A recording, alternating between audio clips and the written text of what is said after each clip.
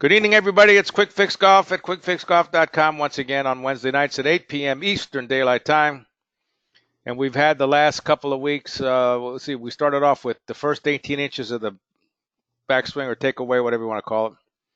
Top of the backswing position, the downswing sequence, and then we had impact. And for all you members, those are all posted now in the members only section. And we are putting this series on YouTube, so it's on YouTube too, in case you want to see it there. But tonight is the follow through. Then we're going to start thinking of some other stupidity to deal with. Truth is funnier than fiction. But here's the thing that I see all the time. People want to go around themselves on the follow through. And you say, well, what's the difference? The ball's gone. But that's not the case. Let me show you what I mean here. I just killed the mics because there was some noise there. Now, I had somebody else I was putting up here. Oh, I know. The problem is, if you go around yourself instead of out and up, see how his right arm is? In fact, if you look at Arnold Palmer, he used to, like his right arm was going to cover his face.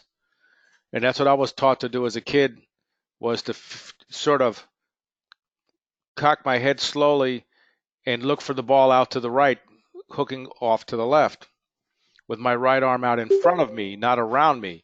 So what happens, though, when people that think they have to go around themselves, and it looks like Trevino goes around himself, see, because he puts his hands over here, but that's not true.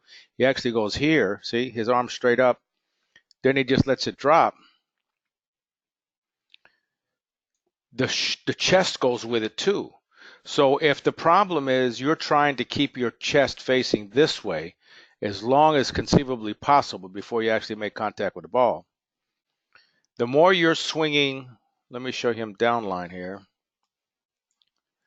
out this way and up, watch his right arm. See?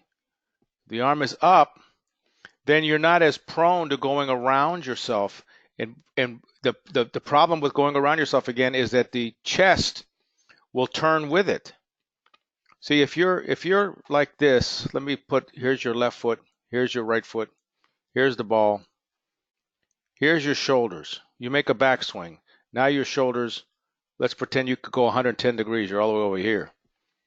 Now you want to get your shoulders to stay this way as you're hitting the ball. It's not going to happen. It's not going to happen this way. So anybody goes, oh, now you're not going to do that. See, I know it's not going to do that. But it's going to feel that way. It's going to seem that way. So as you're trying to keep your chest this way, as is Sergio, I'm glad I'm not a bullfighter, Garcia. Let's pull up Sergio here.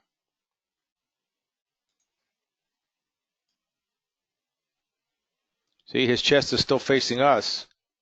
So as you're trying to keep this chest facing this way so that your path is back in and out this way and over, that's how the path of the club should be. Remember Troy, when we had him on the other night, he said this was a 22-degree spread over here. I don't believe it. You know, Tiger Woods says it's a 3-degree spread, so it's somewhere in the middle. And in order to do that, your chest has to stay this way as long as possible, pointing out towards the second baseman. So if you're under the misimpression that here's that chest we wanted to the right, here's the ball, you went back this way, you were trying to come this way and go like that, but if your chest already turned to here because you're trying to take the club around you, you're going to end up with a path going towards the shortstop with the face open, and there's your banana slice. And I saw enough of those bananas on the boat on the way over here. I don't want to see any more. So I try to get people to stay away from that. Watch how high his hands are going to go. See, look how high his arm is. Look at Lee Trevino. See, his right arm's extended. What did Tiger say? I feel like I'm reaching out to shake somebody's hand. So that follow through is pointed straight out. If anything, I like to say it's pointed this way. Watch Porter again. You'll see he's going to go up. He's laid off, I know. Down. out. Now that's really going around in a circle like this, but it will feel like you're going out there. As they say on tour, what you feel may not be real. See, but you're going to feel like you're going out and up. Out and up. That's why one of the drills that I was always given as a kid was to swing the club and pull it over my head. In fact, let's go here to quickfixgolf.com, because this is a killer drill.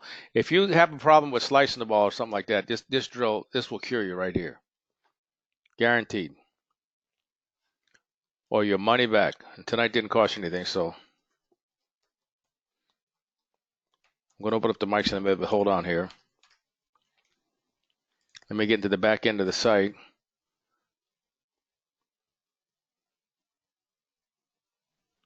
Come on. Now, drills. I hope this drill is in this section. If it's not, I'm going to put it in there right away. Full swing drills, most likely. Top of the backswing drills, no downswing drills.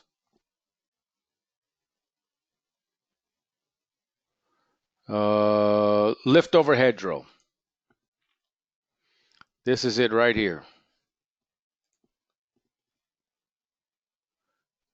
I'll see. You won't get any sound, but watch what I'm going to do. I'm going to take the club, I'm going to pull down, and I'm going to pull it right over my head. See that?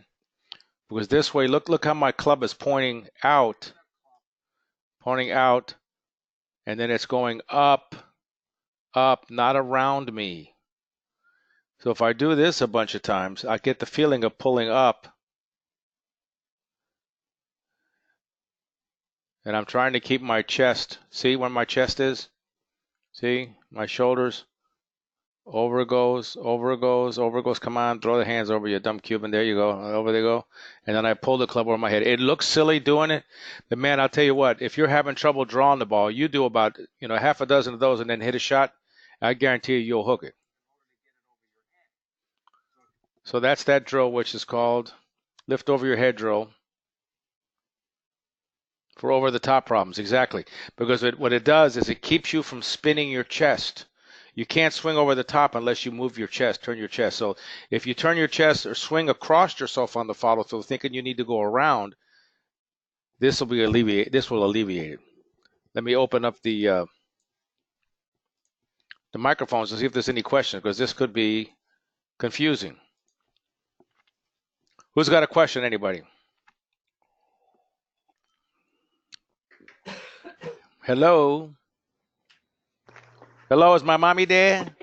Yeah, I got it. Bobby, do we also have to keep a good spine angle to not spin out? I'm looking at their spine angles, Porter's and. Well, let's look at Trevino down line here. Hold on, now watch him. Okay. Let me use yellow here. Here's Trevino in England. So that must be in a British Open or something. Now notice something about Trevino right here. I noticed the other day as I was looking. Look at his left wrist. Look at the bulge. Look at the bulge in his left wrist. And then watch. So he brings the club down inside. Come on. Boom. Boom. Boom. Boom. Look how high his arm is. He's pulling up, not going around. I've got another one of him down line here. Here we go.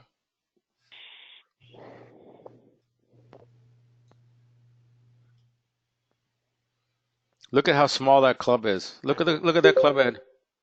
Unbelievable. So you see the bulge in his left wrist? Now watch. Now he's going to come in. Look at how much he clears his hips. You're right, he stays on that spine angle. See, it looks like he's going around himself, but he's not. He's actually he's extending out on the same plane. But I like the way it looks on Porter even better, because he really gets his arm up. Let me see if I still have Arnold Palmer here. This is an old one of Arnold Palmer, but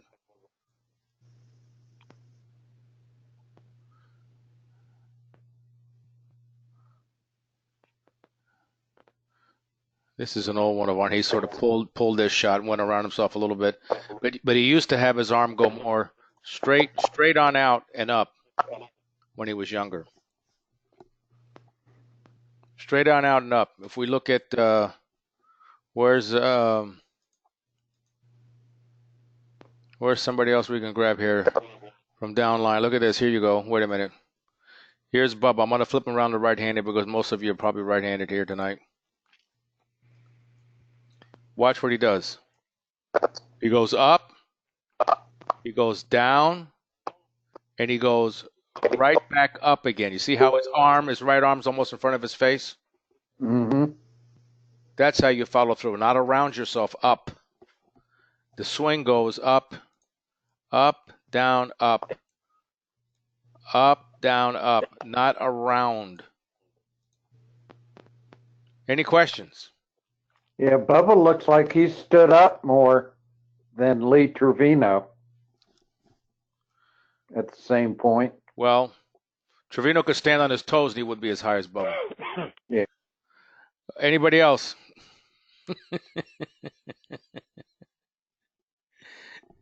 It's such a wonderful feeling of power here. I could just turn off a microphone. Hey, Paul, shut the hell up. Let me put it back on again. Hello.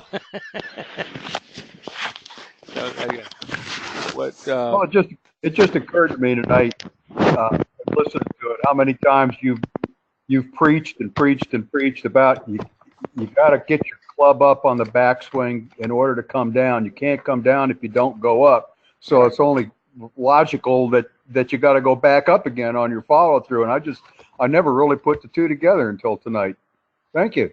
Oh no, listen, it's my pleasure. But that's what you want. You want to go right up. I mean, look at Bubba here. He goes straight down, straight up. Let's watch him from the front. Does he still have that pink driver? I wonder what. Now watch. He's going to go here. Boom, boom, boom. Look at his right arm extended. See? Right out in front of his face. See? Right out in front of his face. What a golf swing. Look at this. He goes airborne. Look at this. Mm-hmm. He literally goes airborne. And his feet go back. That's amazing. I think he probably really tried to knock the snot out of that one. Any other questions? Yeah, I got a question. It doesn't have to do with this, though. What's that? Would you explain to me, if you go to buy a golf club, you get different kinds of weighted shafts. Some are 60 grams, some are 40 grams. What's the advantage of going one way or the other? I get really confused about that. Well, graphite material.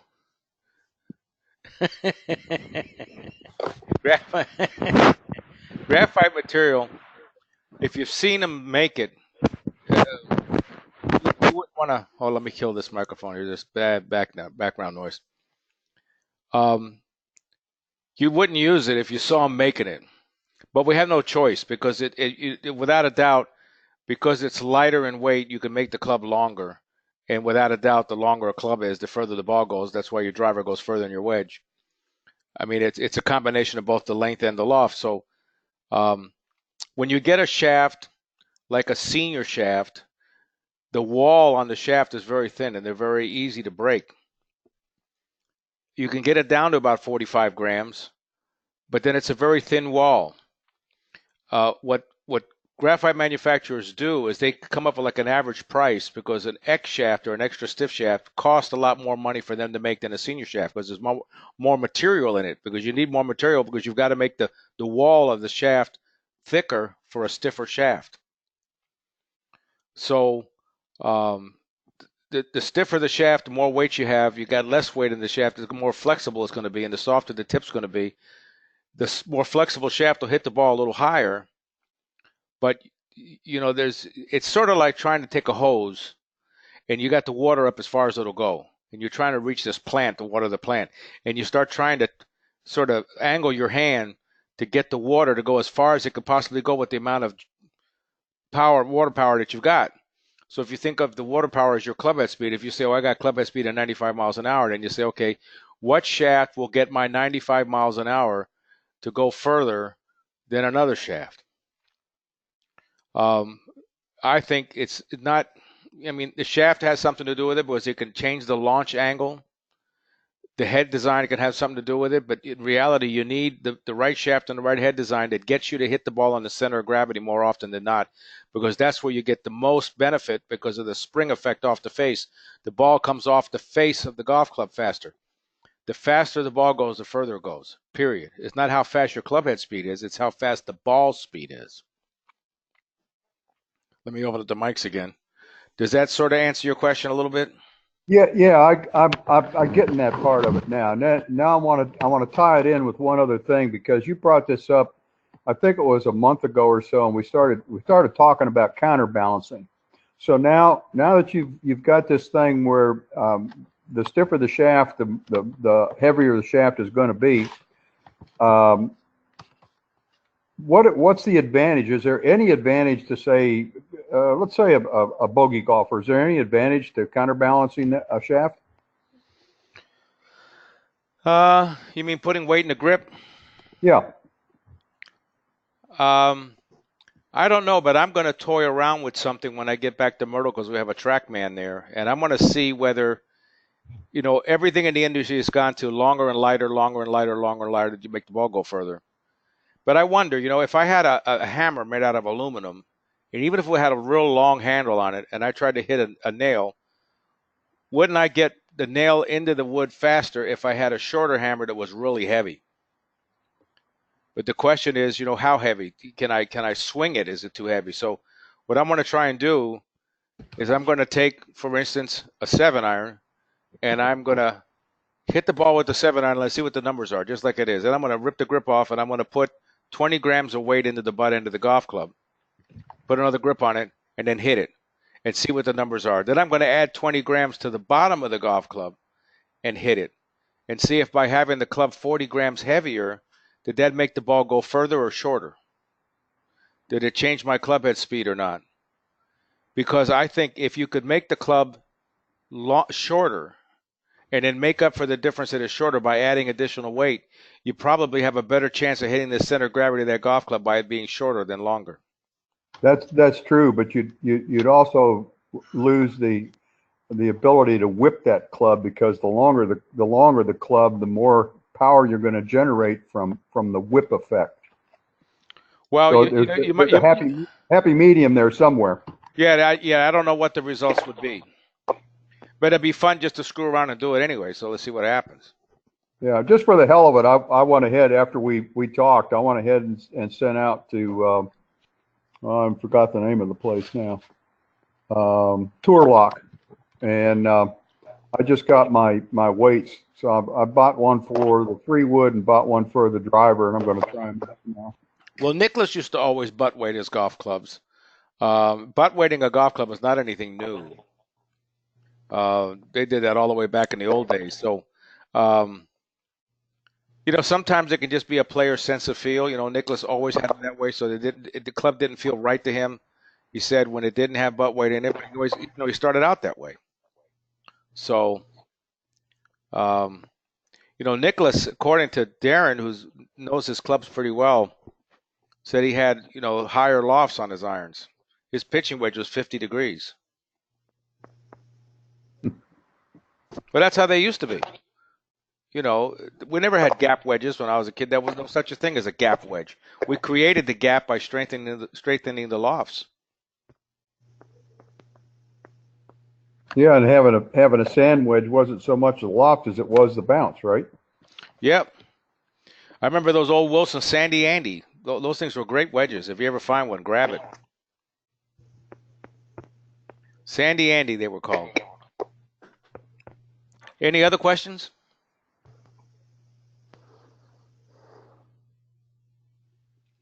Let me give you an idea here. Here's something I would do.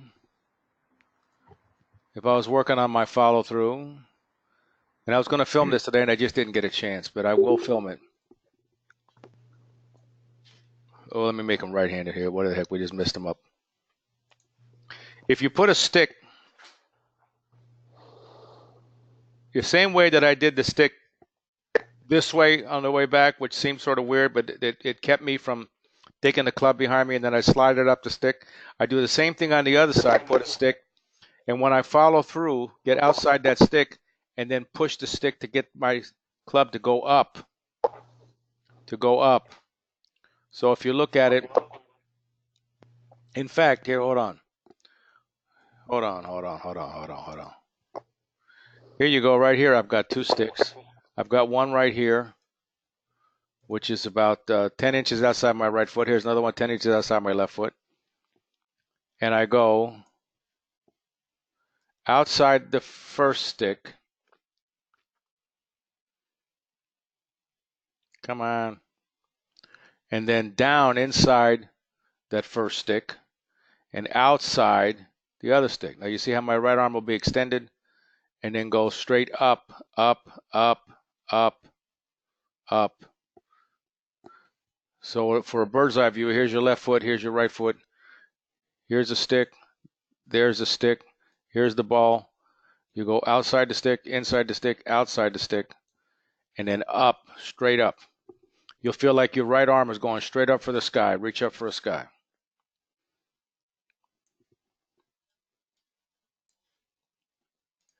Any other questions?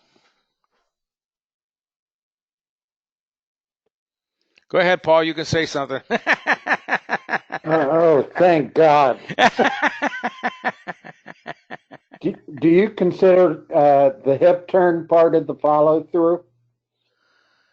I don't think about it. The only thing I ever feel is on the beginning of my downswing, I feel like the left cheek of my butt is headed for my right heel. So it's part of the downswing. I clear the left hip, yeah. Okay.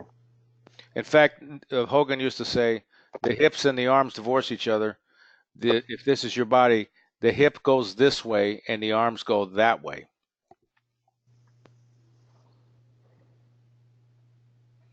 They don't go together. That's the real fear I say tonight. You don't follow the hips. You don't follow the chest turn. You don't follow the body. The arms go out and up.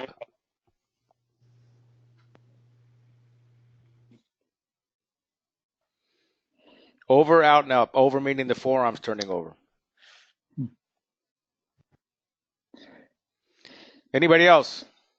Hey, Bobby, what did you mean before about not rotating or rotating around yourself? Because all the players you showed, they still rotate. They're rotating their upper body and their hips. Oh yeah, but it's a matter of. Let me show you here. Let's go back to good old Trevino here. Where'd you go, Lee? Or I'll tell you what. Let's pick on let's pick on Champ.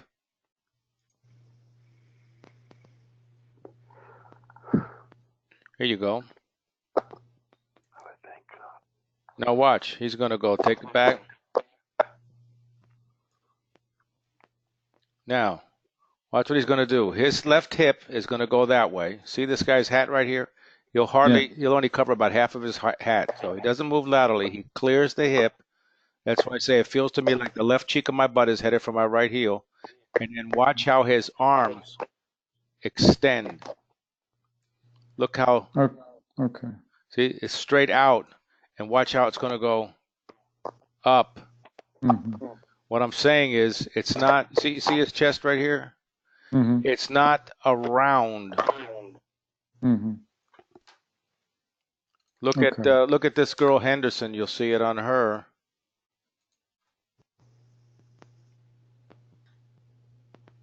Look at that grip, Maron. Seen a better grip on the Miller Lite. Let me see here. See her right arm extend? Yeah. Straight up, up. It's so quick. See, it's so quick. In fact, here, where's Fowler? I'll show you on him. You'll see he goes all the way back. Look how his head's all the way on his right foot. And then look. Look at his right arm extend. Okay. And up it goes. Up. All right. Look how high above his head. Let's look at the Tiger. Mm-hmm. Now that he's back on the scene. Where'd he go? And you'll see how he's going to go here. Boom. Look at his right arm. Mm-hmm. Look at how high his right arm is. Look at that. Mm-hmm. Straight up in the air it goes. Okay. And if you go around yourself, you're going to be prone to turning your chest so that you start your golf ball off at the shortstop instead of the second baseman. Mm-hmm. Well, all those pictures you showed, their right shoulder goes under their chin. Right. Not. Yeah. Okay. All right. I get it. Yeah, you'll see they're steeper in the shoulders. Yeah. See? And his right arm is extended straight out, Yeah. not Okay. around himself. I got you. You got it? Thanks, Bobby. Yeah. No, Thanks, Bobby. My pleasure. Anybody else got a question? Yeah, Bobby, do you have a drill for turning the shoulders like that? 'Cause Yes. I have a problem with my shoulders coming around. I'll tell you the drill right now. Let me see if I have it here. Have it here. Impact precision here. Turn and tilt drill. Where's the turn and tilt drill? Come on. Oh, those are chipping drills.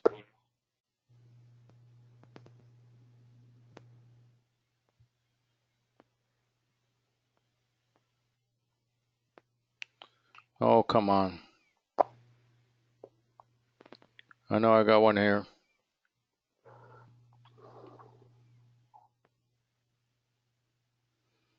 Lift overhead drill, right arm, more than by shoulder tilt. Here you go.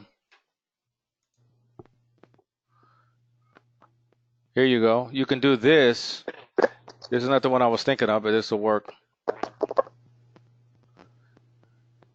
See, you take this, tilt, bam. See, get the stick. See how I'm drawing this thing? Get the stick to go up, and the bottom part of the stick to go down. See it? See it right there? Oh yeah. Right.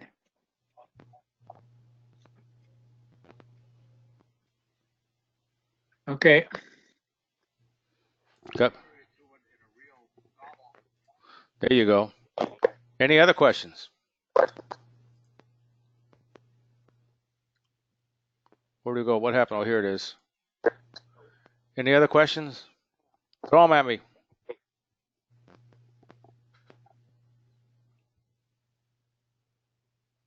Hey, Orenberger, that last drill I just did would be a good one for you. Yeah, I noticed that, Bobby. I was working on keeping my 2 o'clock position today, and actually that drill that you said about swinging over the head makes sense to me. I think that would work for me too. Yeah, you just pull it right over your head. That'll make your arms go up. Yep. It might come out of your sockets too, but I mean, it'll make them go up. That's what the old man, the first pro that ever taught me how to play, was used to say that. He said, when you really swing right, you'll feel like your arms are coming out of your sockets.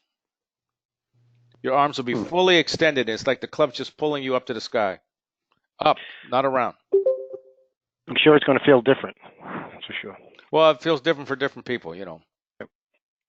What you feel may not be real, as they say. Anybody else got a question about it? Any outside the stick drill is a good drill. Anything to force you to go out and up and not around yourself is good. Even this, here's another one you can do. Well, not that one. Here you go. This is where you want to go. And you take it back on that line. And you come down on the inside stick, hit it out that way, all the way up. Out. Boom. Boom. Boom. Boom. Now go up. Come on, Cuban, go up. Please go up. See, it's up, not around, up. Any other questions?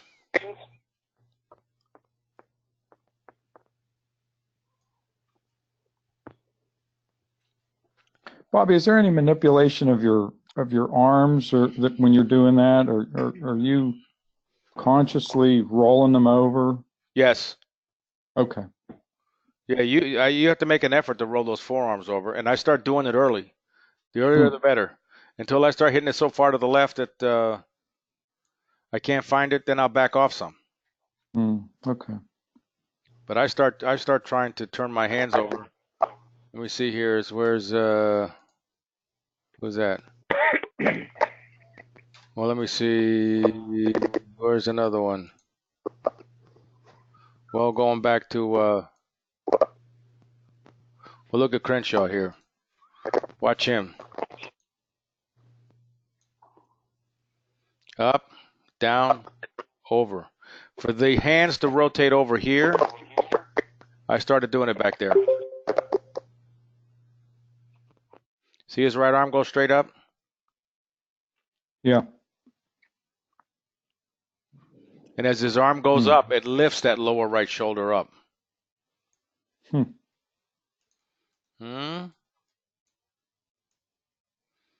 See? Up.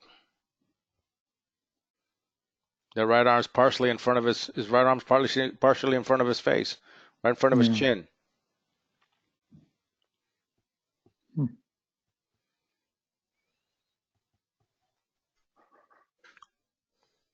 Okay. Any other questions, or I'm going to go refill my glass? Hey, Artie's on here. Hey, Artie. He doesn't have a microphone. Yes, he does. Hey, Bobby. Hey, Art. What's going on, buddy? Beautiful day today. I shot well on every other hole. Well, that's good. Then you just, skip, play a hole, skip a hole, play a hole, skip a hole. Yeah, I'd have a great 9. You just got to watch that tempo, balance, rhythm. You got to hold that together. And usually these holes that you have where all of a sudden you spray it all over the place, you probably have moved. You lunge your body. You do all kinds of stuff because you think you need to do something more than what you need to do. You got to do less. You find a rhythm and you just ride it. And you stick with that rhythm. Don't try and go past it. Don't try and go under it either. You can try and go too slow, and that messes you up just as bad as trying to get too fast. Let me see. Somebody got a question here. Do you have a number? Trick. Well, I'd like to think that if you do the same pre-shot routine the same way every time, even your waggle before you go, that you use the same rhythm every time. I don't think it's that hard to swing the club almost the same speed every time in a reasonable speed. When you jump out of your pants, just anything could happen. Really focus on hitting the center of gravity on the golf club at 90 miles an hour rather than all over the toe and the heel at 95.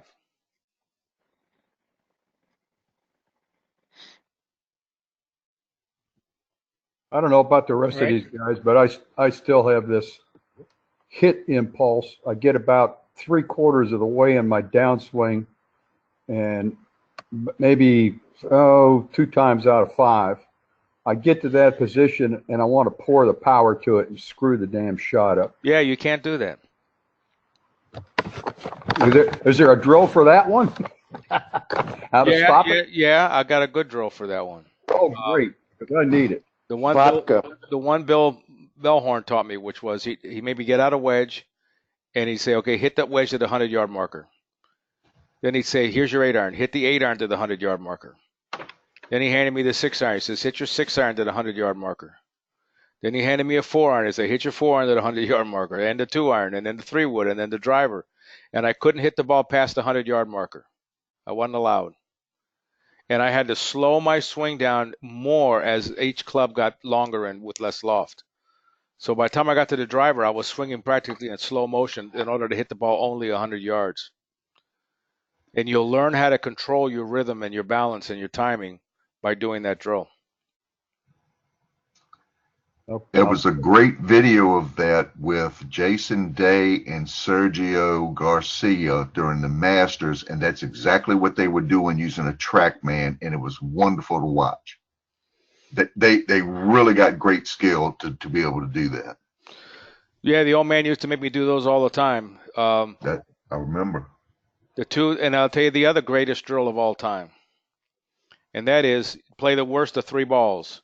Chico used to take me out to this little 9-hole golf course in North Miami Beach that was a dog track, but it was a little city 9-hole course in a park. But there wasn't a lot of people there, so we could go out there, and he made me play the worst of 3 balls. If you think that isn't hard, you try it. You hit one drive down the fairway, you hit another drive down the fairway, and then you hit the next one in a fairway bunker. You got to go play the one in the fairway bunker. Then you hit 3 balls out of the fairway bunker. You might get one on the green. You get one on the green side bunker. You hit one in the water. Well, you got to take the one in the water, and so on. Till you get 6 feet from the hole, and then you putt the first one. You putt the second one. You made them both. Now that third one is really hard, and if you don't make it, you got to putt them all over again. You keep playing the worst of 3 balls until you get it in the hole. If you can shoot 80 doing that, you can play on the tour. I'm telling you. But you really learn to appreciate what it means to be consistent, to hit 3 shots in a row almost identical every time. Especially long putts. If you get down to where you have a putt on the green and it's about 30 feet, you say, okay, I'm going to leave each one of these really close so they're a tap in. Because if I leave a 6-footer, now I got to roll it 3 times from 6 feet. And if I miss it, I got to do it again. So that's a great drill to get you to be consistent, and a good drill to get the tempo and the rhythm is to do that. Hit everything 100 yards, everything in the bag, and you'll have to slow your swing down just to be able to do it. Most people can't do that. I'll tell people, just hit me a shot 50 yards, and they cream it. It never fails. They only have one gear, and it's knock the snot out of it.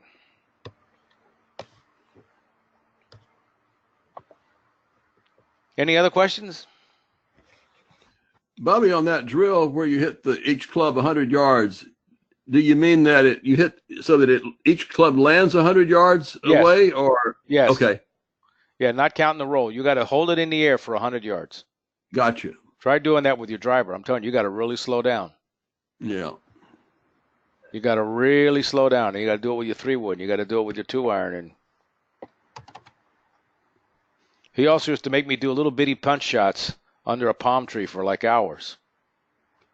Little bitty punch shots. And really feel what it was like at impact and what the hands did through the impact zone. Those are things that are so important. And the only way to get those things done is to really have the time to spend. It's hard when you're growing up and you got a job and you got to eat. You got a wife and kids and a dog and a cat.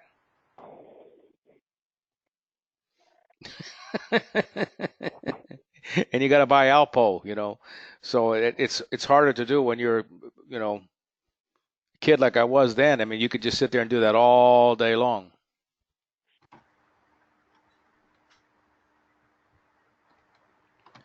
All right, gang, if that's it. Thank you, Bobby. That was great. Good session tonight, Bobby. Appreciate Yeah, it. Bobby, thank you. Thanks, partner. Hasta luego, baby. And don't forget, get out your cell phone if you watch this on YouTube and just email me your swing, and I'll take a look at it for you, absolutely free, and let you know exactly what you're doing and what you ought to use to get it straight. Put a drill on it there for you. Hold on a second here.